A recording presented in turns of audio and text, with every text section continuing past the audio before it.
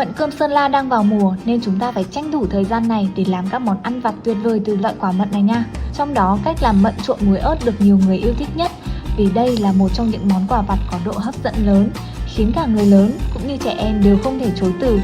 Chỉ cần chuẩn bị mận cơm, muối, đường, bột ớt rồi trộn đều là xong. Từng trái mận được lựa chọn kỹ lưỡng tại vườn mận Sơn La nên quả nào quả nấy đều tươi ngon, căng mọng, nhìn là đã muốn ăn rồi. Chua chua, giòn giòn, cay cay, ngon khó cưỡng. Hiện nay đang có chương trình chung tay nâng cao giá trị nông sản Việt, đặc biệt là mận Sơn La. Cách thức đặt mua mận, bạn có thể điền thông tin vào đường link phía trên hoặc inbox để được hỗ trợ nhanh nhất.